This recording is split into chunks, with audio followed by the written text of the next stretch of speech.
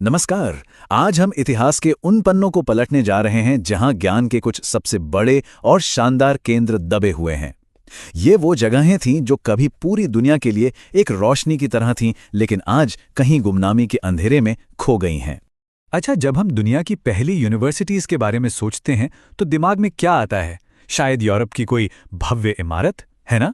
लेकिन क्या हो अगर मैं कहूं कि असली कहानी और ज्ञान की सबसे पहली मशाल कहीं और जली थी, और बहुत बहुत पहले जली थी। जी हाँ, दुनिया के कुछ सबसे पहले और सबसे असरदार शिक्षा के केंद्र प्राचीन भारत की जमीन पर थे। तो चलिए इस अविश्वसनीय कहानी की परतों को एक एक करके खोलते हैं और उस दौर को समझने की कोशिश करते हैं। देखिए, इन बड़े बड़े विश्वविद्यालयों की शानदार इमारतों से भी बहुत पहले इनकी नींव एक बहुत ही पर्सनल और गहरी व्यवस्था पर रखी गई थी, और वो थी गुरुकुल प्रणाली। ये वो बीज था जिससे आगे चलकर ज्ञान का एक बहुत बड़ा पेड़ उगने वाला था। तो गुरुकुल सिर्फ एक स्कूल नहीं था, बल्कि वो जीने का एक तरीका था। उपनिषदों में श्वेतकेतु जैसे छात्रों का जिक्र आता है। ये एक ऐसा माहौल था जहां छात्र पूरी तरह से ज्ञान में डूब जाते थे, क्योंकि वहां शिक्षा सिर्फ किताबों या क्लासरूम तक ही सीमित नहीं थी, बल्कि जिंदगी के हर पल में, हर काम में शामिल थी। यहां रिश्ता टीचर और स्टूडेंट का नहीं, बल्कि गुरु और शिष्य का था।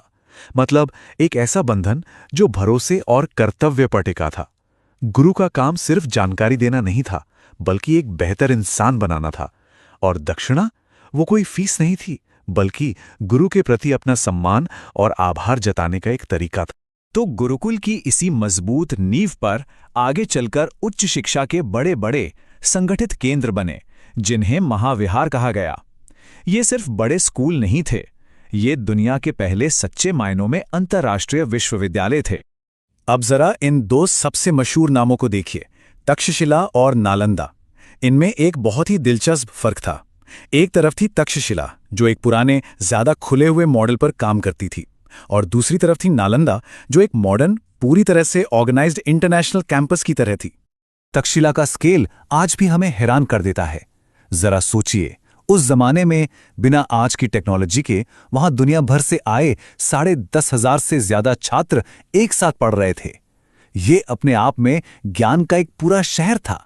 और वहां सिर्फ धर्मदर्शन की पढ़ाई नहीं होती थी। तक्षशिला का सिलेबस कमाल का था।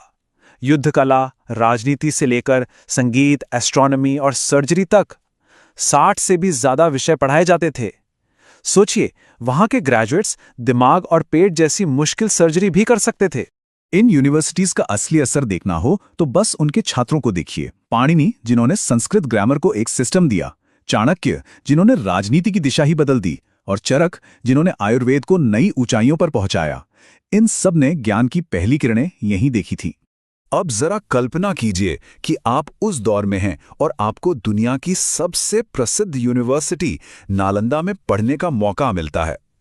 एक ऐसी जादुई जगह जो दुनिया भर के विद्वानों को एक चुंबक की तरह अपनी ओर खींचती थी। सोचिए, 7वीं सदी में चीन से कोई हजारों मील का मुश्किल सफर तय करके भारत आता है। वो यात्री थे ह्वेनसांग, और उनके ये शब्द नालंदा की ग्लोबल रेपुटेशन और वहां के हाई स्टैंडर्ड्स की गवाही देते हैं। वो सिर्फ एक इमारत नहीं थी, बल्कि ज्ञान और अच्छे आचरण का एक जीता जागता केंद्र थी। एक छात्र का सफर यहाँ बहुत कठिन था। नालंदा में एडमिशन लेना कोई आसान काम नहीं था। वहाँ का एंट्रेंस एग्जाम इतना मुश्किल था कि कहते हैं कि हर 10 में से सिर्फ 3 या 4 लोग ही उसे पास कर पाते थे। ये दिखाता है कि वो लोग क्वालिटी को लेकर कितने सीरियस थे। और इस यूनिवर्सिटी का दिल थी उसकी विशाल लाइब्रेरी, धर्मगंज। ये सिर्फ कुछ किताबों का कलेक्शन नहीं था, बल्कि ज्ञान का एक ऐसा महासागर था जो 3-3 मल्टी स्टोरी बिल्डिंग्स में फैला हुआ था। दुनिया भर से स्कॉलर्स यहां दुर्लभ पांडुलिपियों की तलाश में खिंचे चले आते थे। लेकिन ज्ञान का ये सुनहरा दौर हमेशा के लिए नहीं रहा। बदकिस्मती से बाहरी हमलों के काले बादलों और कुछ अंदरूनी कमजोरियों ने मिलकर इन महान संस्थानों को पतन की ओर धकेल दिया। ये टाइमलाइन एक बहुत ही दर्दनाक कहानी बताती है। सदियों तक चले इन विनाशकारी हमलों ने धीरे धीरे ज्ञान के इन मंदिरों को खंडेर में बदल दिया। हर हमला अपने साथ सिर्फ तबाही नहीं लाया, बल्कि ज्ञान का ऐसा नुकसान लाया जिसकी भरपाई कभी नहीं हो सकती। लेकिन देखिए, कहानी का सिर्फ एक पहलू नहीं होता। सिर्फ बाहरी ताकतें ही जिम्मेदार नहीं थीं। समय के साथ इस सिस्टम में भी कुछ कमजोरियां आ गईं। सिलेबस कुछ हद तक एक जैसा हो गया और धीरे धीरे शिक्षा आम लोगों से दूर होती चली गई। इन अंदरूनी दरारों ने भी इसके पतन में एक बड़ी भूमिका निभाई। तो इस पूरी अविश्वसनीय और आखिरकार दुखद कहानी से हम आज क्या सीख सकते हैं? क्या इस खोई हुई दुनिया की कोई गूंज आज भी बाकी है? शायद सबसे दर्दनाक सबक 11वीं शताब्दी के महान विद्वान अल बिरूनी के इन शब्दों में छिपा है। उन्होंने अपनी आंखों से देखा कि कैसे ज्ञान खुद एक शरणार्थी बन गया था जो विनाश से बचने के लिए सुरक्षित कोनों की तलाश में भाग रहा था।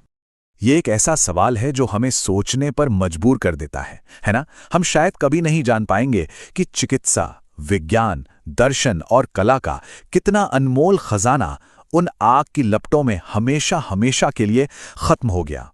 ये एक ऐसा नुकसान है जिसकी कोई भरपाई नहीं है। और यही वो सवाल है जो आज सबसे ज्यादा मायने रखता है। ज्ञान की एक खोई हुई विरासत हमें क्या ये याद नहीं दिलाती कि आज हमारे लिए ज्ञान की रक्षा करना, उसे हर किसी के साथ साझा करना और उसे सबके लिए खुला रखना कितना ज्यादा जरूरी है? इस पर जरूर सोचिएगा।